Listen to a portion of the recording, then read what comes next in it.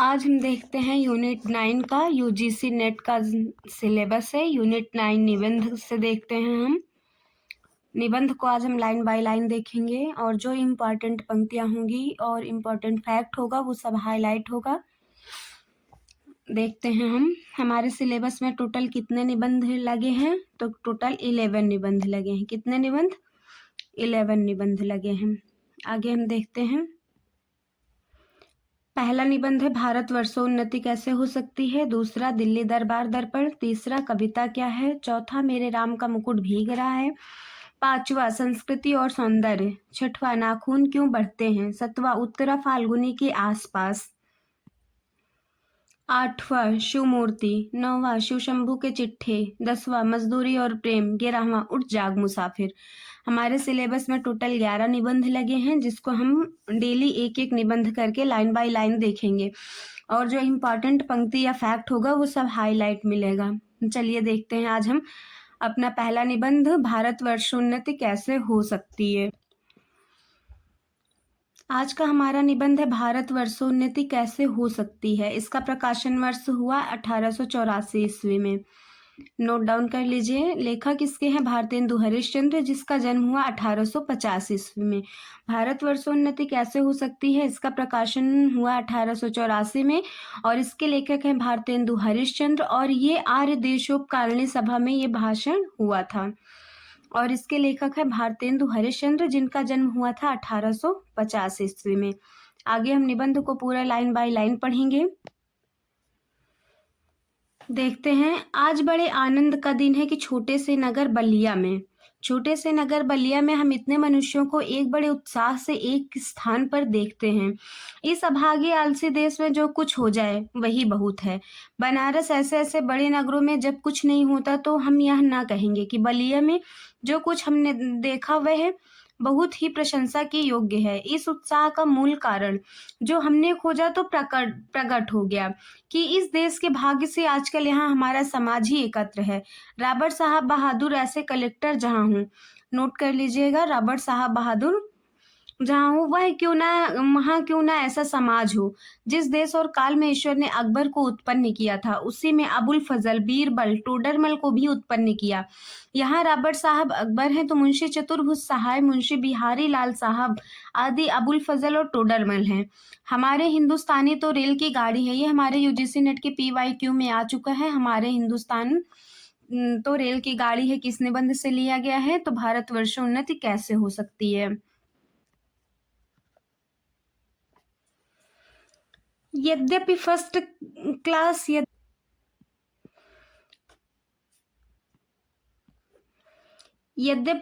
Class second class आदि गाड़ी बहुत अच्छी और बड़े बड़े महसूल की इस ट्रेन में लगी है पर बिना इंजन सब नहीं चल सकती। वैसे ही हिंदुस्तान लोगों को कोई चलाने वाला हो तो ये क्या नहीं कर सकते। मतलब भारत वर्षोन्नति के बारे में ऐसा भारतेंदु हरिश्चंद्र लिखते हैं कि भारतवर्ष की उन्नति कैसे हो सकती है अगर हिंदुस्तानी लोग इस के बहुत फर्स्ट क्लास सेकंड क्लास जो गाड़ी है वो बहुत अच्छी है पर बिना इंजन के सब नहीं चल सकती। वैसे ही हिंदुस्तान के लोगों को कोई चलाने वाला हो तो ये क्या नहीं कर सकते। इनसे इतना कह दीजिए काचू पिसाद ही रहा बलवाना। फिर देखिए हनुमान जी को अपना बल कैसे याद आता है। किस भगवान के जिक्र हुआ है तो हनुमान जी का जिक्र हुआ है। सो बल कौन याद दिलावे। हिंदुस्तानी राजे महाराजे नवाब रईस या हाकिम। राजे महाराजों को अपनी पूजा भोजन झूठी गप से छुट्टी नहीं। हाकिमों को कुछ तो सरकारी काम घेरे रहता है। कुछ बाल घुड़दौड़ थिएटर में समय लगा, कुछ समय बचा भी तो उनको क्या गरा है कि हम गरीब गंदे काले आदमियों से मिलकर अपना अनमोल समय खोए। बस यही मसल रही। और अभी ये पंक्ति है, तुम्हें गैरों से कब फुर्सत, हम अपने गम से कब खाली। चलो बस हो चुका मिलना, ना हम खाली ना तुम खाली। ये ऐसा करके ये पंक्ति ऐसा दे के पूछा जा सकता है कि हाँ ये किस निबंध से लिया गया है। तुम्हें गैरों से कब फुर्सत, हम अपने गम से कब खाली। चलो बस हो चुका मिलना, ना हम खाली ना तुम खाली। 3 मेढक एक के ऊपर एक बैठे थे। ऊपर वाले ने कहा जौक शौक, बीच वाला बोला गम सम, सबसे नीचे वाला पुकारा गया गए हम। इम्पॉर्टेंट पॉइंट है, अभी तक ये क्वेश्चन नहीं बना है निबंध से। और आजकल नेट में या एनटीए ने जो क्वेश्चन पूछ रहा है वो ऐसे ही पूछ रहा फैक्ट के हिसाब से। इसका मतलब है कि आपको पूरा निबंध लाइन बाय लाइन एकदम रटा होना चाहिए। और इसमें जितना हाईलाइट किया है मैंने आप उतना नोट कर लीजिए, इतना इनफ है शॉर्ट नोट्स के लिए। 3 मेढक एक के ऊपर एक बैठे थे। ऊपर वाले ने क्या कहा? जोक शौक। बीच वाला क्या बोला? गम सम। सबके नीचे वाला पुकारा गए हम। सो हिंदुस्तानी की प्रजा की दशा यही है, गए हम। पहले भी यह आर्य लोग हिंदुस्तान में आकर बसे थे। राजा और ब्राह्मणों के जिम्मे यह काम था कि देश में नाना प्रकार की विद्या और नीति फैलावें। और अब भी लोग ये चाहें तो हिंदुस्तान प्रतिनिधि क्या प्रतिछिन बढ़े, पर इन्हीं लोगों को निकम्मेपन ने घेर रखा है। बौद्ध धारो मत्स्यग्रस्ता प्रभुआ समर दूषिता। ये इंपॉर्टेंट श्लोक है कि ये आ सकता है किस निबंध से लिया गया है। तो भारतवर्षोन्नति कैसे हो सकती है? हम नहीं समझते कि इनको लाज भी क्यों नहीं आती कि उस समय में जबकि इनके पुरखों के पास कोई भी सामान नहीं था, तब उन लोगों ने जंगल में पत्ते और मिट्टी की कुटियों में बैठकर बांस की नालियों से जो तारा ग्रह आदि भेद करके उनकी गति लिखी है वह ऐसे ठीक है कि 16 लाख रुपए की लागत से विलायत में जो दूरबीन बनी है। दूरबीन कहाँ कितने रुपए में बनी है? 16 लाख रुपए में। और कहाँ से कहाँ से बने हैं? विलायत में बनी है। उनसे उन ग्रहों को वेध करने में भी ठीक वही गति आती है। और अब आज इस काल में हम लोगों की अंग्रेजी विद्या के और जनता की उन्नति से लाखों पुस्तकें और हजारों यंत्र तैयार हैं। जब हम लोग नीरे-चुंगी की कतवार फेंकने की गाड़ी बने रहते हैं, यह समय ऐसा है कि उन्नति की मानो घुड़दौड़ हो रही है। ये भी हमारे नेट में के पीवाईक्यू में आ चुका है। यह समय ऐसा है कि उन्नति की मानो घुड़दौड़ हो रही है। अमेरिकन, अंग्रेज, फ्रांसीसी आदि तुर्की ताजी सब सर पर दौड़े जाते हैं। सबके जी में यही पाला है कि हम ही पहले पूछ लें उस समय हिंदू का ठियावाड़ी खाली खड़े खड़े टाप से मिट्टी खोदते हैं। इनको औरों को जाने दीजिए। जापानी टट्टुओं को हाँफते हुए दौड़ते देख करके भी लाज नहीं आती। यह समय ऐसा है कि जो पीछे रह जाएगा फिर कोई उपाय किए भी आगे न बढ़ सकेगा। लूट की इस बरसात में भी जिसके सिर पर कमबख्ती का छाता और आंखों में मूर्खता की पट्टी बंधी रहे, उन पर ईश्वर का कोप रहना ही चाहिए। मुझको मेरे मित्रों ने बताया कि कहा था कि तुम इस विषय पर आज कुछ कहो कि हिंदुस्तान की कैसे उन्नति हो सकती है। भला इस विषय पर मैं और क्या कहूँ? भागवत में एक श्लोक है, निदेह माध्यम सुलभम सुदुर्लभम प्लवम सुकल्पम सुकर्णधारम मया अनुकूलेन तपः स्वतिरेत्यम पुमान भवाब्धि न तरेत सा आत्मः। भगवान कहते हैं कि पहले तो मनुष्य ही जन्म दुर्लभ है। इसका अर्थ क्या कहा गया है कि इसका अर्थ क्या कहा गया है श्लोक का कि मनुष्य जन्म ही तो दुर्लभ है सो मिला, और उस पर गुरु की कृपा और उस पर मेरी अनुकूलता। इतना सामान पाकर भी मनुष्य इस संसार सागर के पार न जाए, उसको आत्महत्यारा कहना चाहिए। वही दशा इस समय हिंदुस्तान की है। अंग्रेजों के राज में सब प्रकार का सामान पाकर, अवसर पाकर भी हम लोग जो इस समय उन्नति ना करें तो हमारे केवल अभाग्य और परमेश्वर का कोप ही है। सास और अनुमोदन से एकांत रात में सोने रंग महल में जाकर भी बहुत दिनों से प्राण के प्यारे परदेसी पति से मिलकर छाती ठंडी करने की इच्छा भी उसको लाज से मुंह भी ना देखे और बोले भी ना, तो उसका भाग्य ही है। वह तो कल परदेश चला जाएगा। वैसे ही अंग्रेजों के राज्य में भी जो हम मेढक काठ के उल्लू पिंजड़े के गंगा राम ही रहे, तो फिर हमारी कमबख्ती फिर कमबख्ती ही है। बहुत लोग यह कहेंगे कि हमको पेट के धंधे के मारे छुट्टी ही नहीं रहती। बाबा हम क्या उन्नति करें? तुम्हारा पेट भरा है, तुमको दून की सूझती है। उसने एक हाथ से अपना पेट भरा, दूसरे हाथ से उन्नति के कांटों को साफ किया। क्या इंग्लैंड में किसान, खेत वाले, गाड़ीवान, मजदूर, कोचवान आदि नहीं हैं? किसी देश में भी सभी पेट भरे हुए नहीं होते, किंतु वे लोग जहाँ खेत जोतते बोते हैं वहीं उसके साथ यह भी सोचते हैं कि ऐसी कौन नई कल व मसाला बनावे जिससे इस खेत में आगे दूने अनाज उपजे,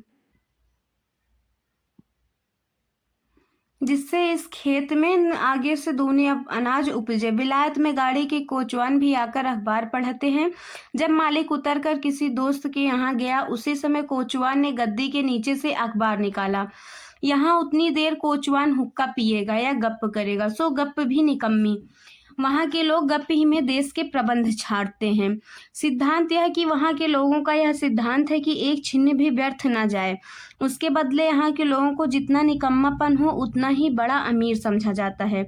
आलस्य यहाँ इतनी बढ़ गई कि मलुकदास ने दोहा ही बना डाला। अजगर करे न चाकरी, पंछी करे न काम, दास मलुका कह गए सबके दाता राम। आगे देखते हैं हम। मतलब यहाँ पे लेखक क्या कह रहा है कि भारत की आलसीपन के बारे में बता सकता है कि यहाँ के लोग गप्पे में ही देश के प्रबंध छांटते हैं। मतलब देश के विकास के बारे में नहीं सोचते हैं, सारा दिन रात बहस बात करके हुए बिता देते हैं। इसलिए मलुकदास ने आलस के ऊपर दोहा ही बना डाला, अजगर करे न चाकरी, पंछी करे न काम, दास मलुका कह गए सबके दाता राम। आगे देखते हैं। चारों ओर आंख उठाकर देखिए तो बिना काम करने वालों की ही चारों ओर बढ़ती है। रोजगार कहीं कुछ भी नहीं है। अमीरों, मुहासिबी, दलालों और अमीरों के नौजवान लड़कों को खराब करना या किसी की जमा मार लेना, इनके सिवा बतलाइए और कौन रोजगार है जिससे कुछ रुपया मिले। चारों ओर दरिद्रता की आग लगी हुई है। किसी ने बहुत ठीक कहा है कि दरिद्र कुटुंबी इस तरह अपनी इज्जत को बचाता फिरता है। ये हमारे नेट के PYQ में पूछा गया है, जिसको मैंने पॉइंट आउट कर लिया है। जैसे लाजवंती बहू फटे कपड़ों में अपने अंग को छिपाया जाती है।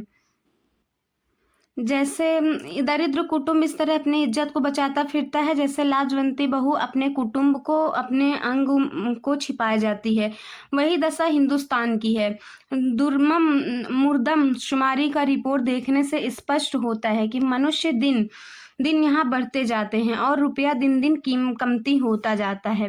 सो अब बिना ऐसा उपाय किए हम काम नहीं चलेगा कि रुपया भी बढ़े और वह रुपया बिना बुद्धि के ना बढ़ेगा। भाइयों, राजा महाराजों का मुंह मत देखो, मत यह आशा रखो कि पंडित जी की कथा में ऐसा उपाय बतलाएंगे कि देश का रुपया और बुद्धि बढ़े। तुम अपने आप ही कमर कसो, आलस छोड़ो। कब तक अपने को जंगली हूस, मूर्ख, बोदे, डरपोक पुकारवाओगे? दौड़ो, इस घुड़दौड़ में जो पीछे पड़े तो फिर कहीं ठिकाना नहीं है। फिर कब कब राम जनकपुर आई हैं, अब की जो पीछे पड़े तो फिर रसातल ही पहुंचोगे।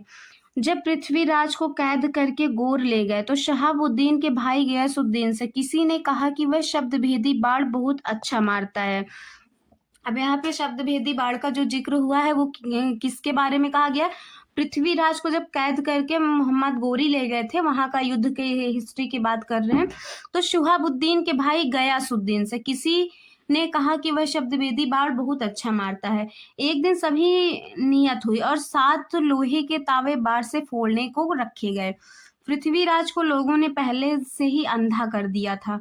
संकेत यह हुआ कि जब गयासुद्दीन हूं करे तब वह तावे पर बाण मारे। चंद्र कभी भी उसके साथ कैदी था। यह सामान देखकर उसने यह दोहा पढ़ा, अब की चढ़ी कमान को जाने फिर कब चढ़े, जिन चूके चहुआन इक्के मारे इक्के सर। उसका संकेत समझकर गयासुद्दीन ने हूं किया तो पृथ्वीराज ने उसी बाण को मार दिया। वही बात अब की चढ़ी इस समय में सरकार का राज्य पाकर और उन्नति का इतना सामान पाकर भी तुम लोग अब की चढ़ी इस समय में सरकार का राज्य पाकर और उन्नति का इतना सामान पाकर भी तुम लोग अपने को ना सुधारो तो तुम ही रहो। और वह सुधारना भी ऐसा होना चाहिए कि सब बात में उन्नति हो, धर्म में, घर के काम में, बाहर के काम में, रोजगार में, शिष्टाचार में, चाल चलन में, शरीर में, बल में, समाज में, युवा में, वृद्ध में, स्त्री में, पुरुष में, अमीर में, गरीब में, भारतवर्ष की सब आस्था, सब जाति, सब देश में उन्नति करो। सब ऐसी बातों को छोड़ो जो तुम्हारे इस पंथ के कंटक हो, चाहे तुम्हें लोग निकम्मा कहें या नंगा कहें, क्रिस्तान कहें या भ्रष्ट कहें। तुम केवल अपने देश की दीन दशा को देखो, उनकी बात मत सुनो। अपमान पुरस्कृत्यं मानवाम कृत्वा तु पृष्ठतः स्वकार्य साधयेत धीमान कार्य ध्वंसो ही मूर्खता। मतलब यह श्लोक भी पूछा जा सकता है कि किस निबंध से संबंधित है, तो ये भारतवर्षोन्नति से संबंधित है। इसका अर्थ आगे दिया है, जो लोग अपने को देश हितैषी मानते हों वह अपने सुख को होम करके, अपने धन और मान का बलिदान करके कमर कस के उठो। देखा देखी थोड़े दिन में सब हो जाएगा। अपनी खराबियों के मूल कारणों को खोजो। जैसे कोई स्टूडेंट कहता है कि हाँ हमसे नहीं होगा, हमसे नहीं होगा, तो लेकिन वो अपनी खराबियों के बारे में नहीं सोचता कि हम कहाँ गलती कर रहे हैं, तो उसी के बारे में ये कह रहे हैं। मतलब ये एग्जाम्पल हो गया, और ये बता रहे हैं भारत के लोगों के बारे में कि ऐसे करो। कोई धर्म की आड़ में, कोई सुख की आड़ में छिपे हैं। मतलब कोई धर्म की आड़ में छुपे हैं, तो कोई सुख की आड़ में छिपे हैं। उन चोरों को वहां से पकड़ कर लाओ, उनको बांध बांध कर कैद करो। हम इससे बढ़कर क्या कहें कि जैसे तुम्हारे घर में कोई पुरुष व्यभिचार करने आवे, तो जिस क्रोध से उसको पकड़कर मारोगे और जहां तक तुम्हारे में शक्ति होगी उसका सत्यानाश करोगे, उसी तरह इस समय जो जो बातें तुम्हारे उन्नति पथ की कांटा हो उनकी जड़ खोद कर फेंक दो। कुछ मत डरो, जब तक 100-200 मनुष्य बदनाम न होंगे, जात से बाहर न निकाले जाएंगे, दरिद्र न हो जाएंगे, कैद न होंगे, वरंच जान से न मारे जाएंगे, तब तक कोई देश न सुधरेगा। आगे हम देखते हैं। अब यह प्रश्न होगा कि हम भाई तो जानते ही नहीं उन्नति और सुधारना किस चिड़िया का नाम है, किसको अच्छा समझे, क्या ले क्या छोड़े। तो कुछ बातें तो इस शीघ्रता से मेरे ध्यान में आती हैं, उनको मैं कहता हूँ सुनो। सब सुन्नियों का, सब उन्नतियों का, यहाँ पे ये मिस्टेक टाइपिंग है, सब उन्नतियों का मूल धर्म है। ये PYQ 2024 में पूछा गया था कि भारतेंदु हरिश्चंद्र ने सब उन्नतियों का मूल क्या माना है, तो धर्म माना है। इससे सबसे पहले धर्म की ही उन्नति करना उचित है। देखो अंग्रेजों की धर्म नीति राजनीति परस्पर मिली है, इससे उनकी दिन दिन कैसी उन्नति हुई है उनको जाने दो। अपने ही यहाँ देखो, तुम्हारे धर्म की आड़ में नाना प्रकार की नीति, समाज गठन, वैद्यक आदि भरे हुए हैं। दो एक मिसाल सुनो, तुम्हारा बलिया के मेला का यही स्थान क्यों चुना गया है, जिसमें जो लोग कभी आपस में नहीं मिलते, 10-10 5-5 कोस ले से लोग, कितने कोस से लोग, 10-10 5-5 कोस से लोग। ये ऑप्शन में आ सकता है, जैसे 10-10 5-5 की जगह 2-2 4-4 के कोस, तो इसको ध्यान में रखिएगा, 10-10 5-5 कोस के लोग एक जगह एकत्र होकर आपस में मिले, एक दूसरे का सुख दुख जाने, गृहस्थी के काम की वह चीजें जो गांव में नहीं मिलती यहाँ से ले जाएं। एकादशी का व्रत क्यों रखा है, एकादशी के व्रत के बारे में क्या कहा है इन्होंने, जिसमें महीने में एक उपवास से शरीर शुद्ध हो जाए।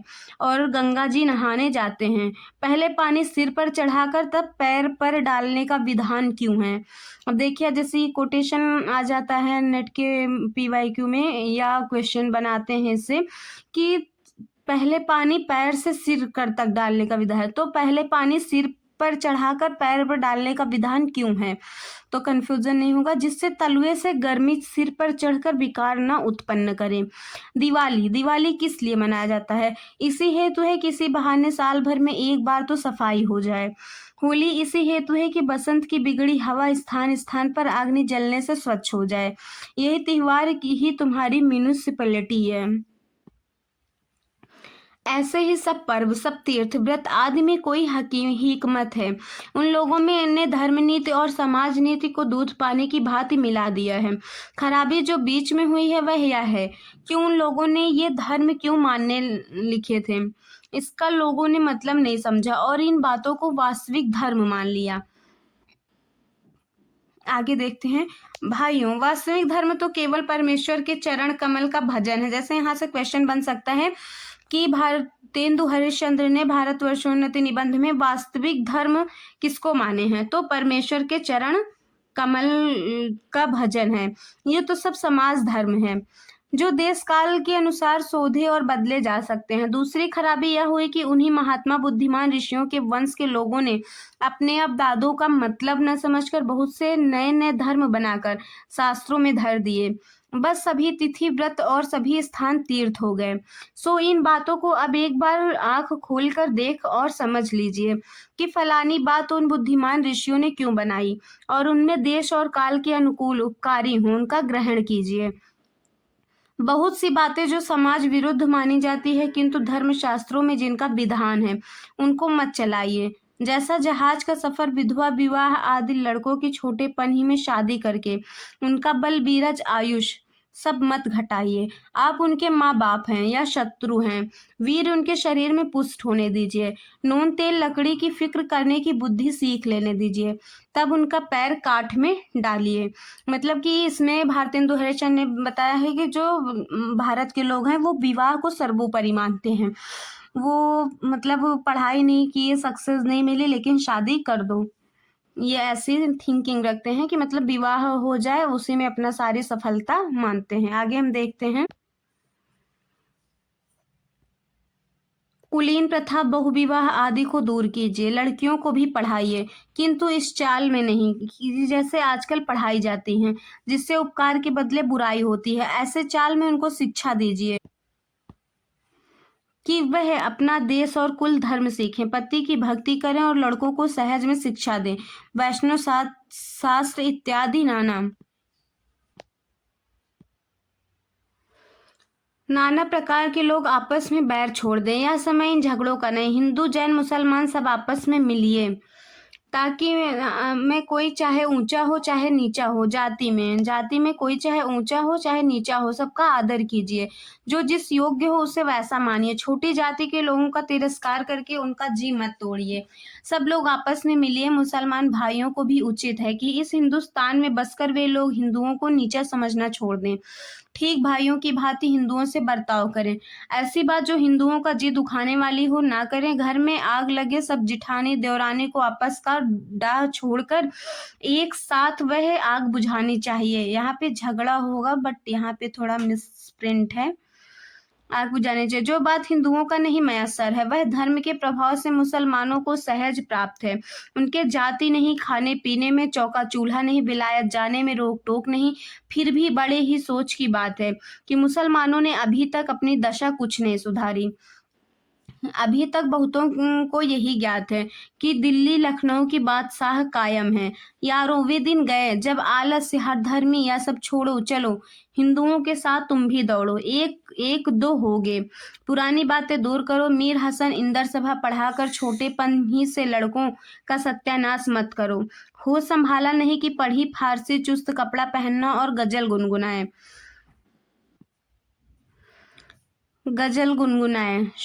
शौक तिल्फी से मुझे कुल की जो दीदार का था, ना किया हमने गुलसिता का सबक याद कभी।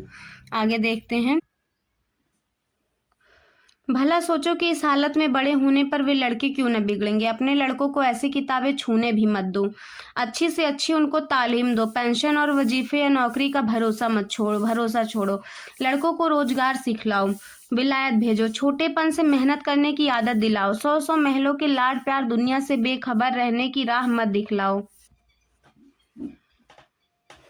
लड़कों को रोजगार सिखलाओ, विलायत भेजो। छोटेपन से मेहनत करने की आदत दिलाओ। 100 महलों के लाड प्यार दुनिया से बेखबर रहने की राह मत दिखलाओ। भाई हिंदुओं, तुम भी मतांतरों का आग्रह छोड़ो, आपस में प्रेम बढ़ाओ। इस महामंत्र का जप करो। जो हिंदुस्तान में रहे, चाहे किसी जाति किसी रंग का क्यों ना हो, वह हिंदू है। हिंदू की सहायता करो। बंगाली, मराठा, पंजाबी, मदरसी, वैदिक, जैन, ब्राह्मण, मुसलमान सब एक का हाथ एक पकड़ो। कारीगरी जिससे तुम्हारे यहाँ बढ़े, तुम्हारा रुपया तुम्हारे ही देश में रहे, वह करो।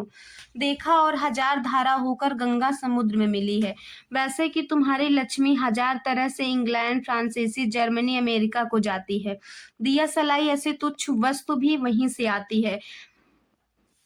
जरा अपने को ही देखो, तुम जिस मार्किन की धोती पहने हो वह अमेरिका की बनी है। वेरी इंपॉर्टेंट है, इसको नोट करते जाइएगा। जितना हाईलाइट है उतना नोट्स बना लीजिएगा बाद में क्लास देखने के बाद, तो उतना इनफ है। तुम जिस मार्किन की धोती पहने हो वह अमेरिका की बनी है। जिस लकलाट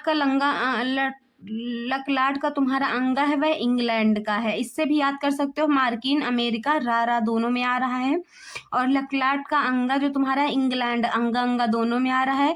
फ्रांसीसी की बनी कंघी, फ्रांसीसी कंघी से तुम सिर झाड़ते हो, और जर्मनी की बनी चर्बी की बत्ती तुम्हारे सामने जल रही है। जर्मनी चर्बी ऐसा ट्रिक से भी याद हो सकता है। या तो वही मसल हुई एक भी फिक्री मंगनी का कपड़ा पहनकर किसी महफिल में गए। कपड़े को पहचान कर एक ने कहा, अजी अंगा तो फलाने का है। दूसरा बोला, अजी टोपी भी फलाने की है। तो उन्होंने हंसकर जवाब दिया कि घर की तो मूछें ही मूछें हैं। हाय अफसोस, तुम ऐसे हो गए कि अपने निजी काम के वस्तु भी नहीं बना सकते। भाइयों, अब भी नींद से जागो, अपने देश की सब प्रकार से उन्नति करो। जिसमें तुम्हारी भलाई हो वैसे ही किताब पढ़ो, वैसे ही खेल खेलो, वैसा बातचीत करो। परदेसी वस्तु और परदेसी भाषा का भरोसा मत रखो। अपने देश में अपनी भाषा की उन्नति करो। ये वेरी इंपॉर्टेंट है, ये नेट के PYQ में आ चुका है था कि परदेसी वस्तु और परदेसी भाषा का भरोसा मत रखो। किसने अपनी भाषा में अपनी भाषा को उन्नत करो, किस निबंध से है? तो ये होगा भारतवर्षोन्नति निबंध से। तो ये पंक्ति वेरी इंपॉर्टेंट PYQ की है, नोट कर लीजिए। आगे देखते हैं। ये पंक्ति वेरी इंपॉर्टेंट, इसे नोट कर लेना। आज हमारा भारतवर्षोन्नति निबंध समाप्त हुआ और अब हम कल पढ़ेंगे दिल्ली दरबार दर्पण निबंध, जो हम कल की क्लास में देखते हैं। जितना हाईलाइट है उसको क्लास स्लो करके और उसको नोट्स बना लीजिए। और इतना क्लास निबंध के लिए UGC नेट के लिए इनफ है। जितना हाईलाइट है वो जितना इम्पोर्टेंट है मैंने सब हाईलाइट कर दिया है। Thank you.